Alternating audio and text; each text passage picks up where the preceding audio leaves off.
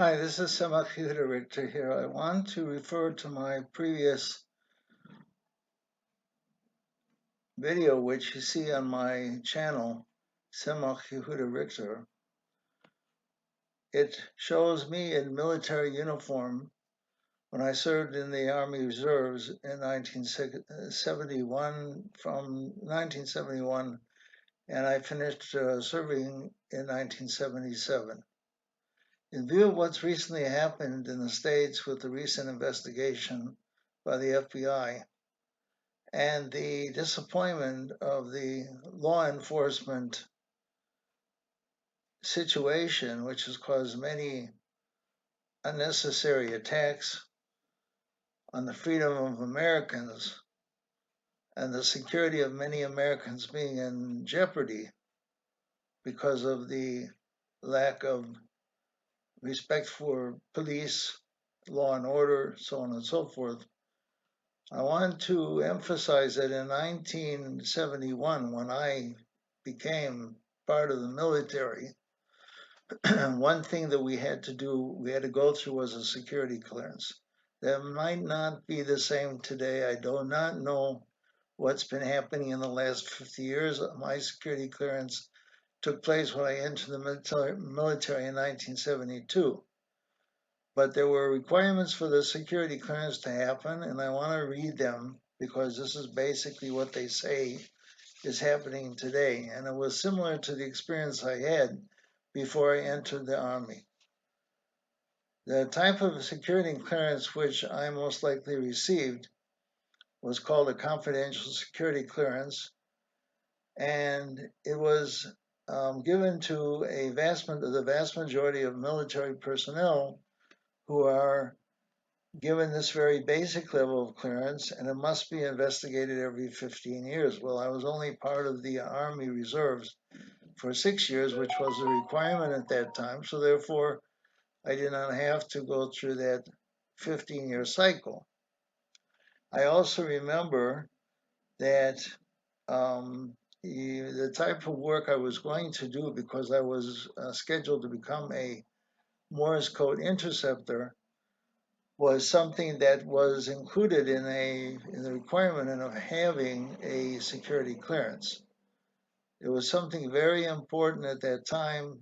It was very well respected. Everybody who was in an intelligence unit, which is where I was when I had my basic training, required this security clearance. And so therefore, before I was able to enter the Army, it says here that this security clearance can take up to 2 years. But when we were part of the Army Reserves, we were about ready to enter the Army after graduating from university.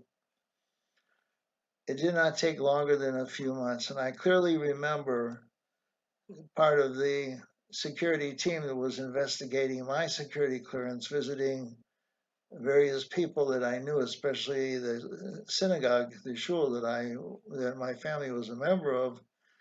And I remember the secretary there telling my parents that they did get a visit from the security people asking about me, asking about my background, who I was, what type of person I was. And this was part of the process of getting a security clearance. Now, the application phase is mentioned here, and I want to read the 3 points that are made in order for you to receive a security clearance. At that time, I believe it was the same as it is today. The rules today are as follows.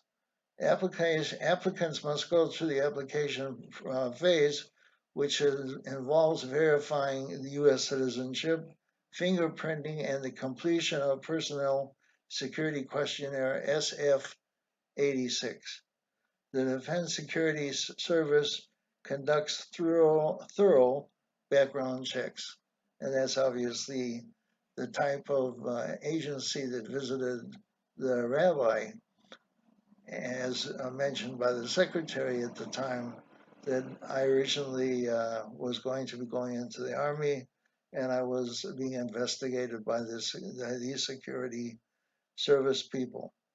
And then finally it says, And in this phase, there are basically 13 factors which are determined by the Department of Defense in regard to whether you will get your security clearance or not. One of them, or well, a few of these examples are if you had a criminal record, your personal conduct, the fact if you used substance, if there was a problem with substance abuse, and if you had any mental disorders. Then it says clearance is granted or denied when this part of the process has been completed. I just wanted to mention all these factors because I thought it's very important to know that at that particular time it was a respected part of the process going through to become a U.S. military member. And at that time, it was a Vietnam problem. The problem that the United States was involved in Vietnam, and that's why we were required to have a draft at the time. And I became a member of the U.S. Army Reserves and was scheduled to go for my basic training in Fort Dix, which I went. And then I went for my MOS, my military occupational specialty training as a Morse code interceptor in Fort Devens, Massachusetts.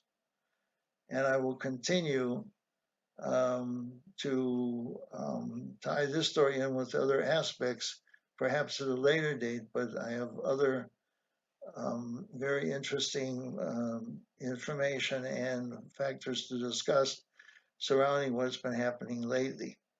So I will continue on the next video, call 2.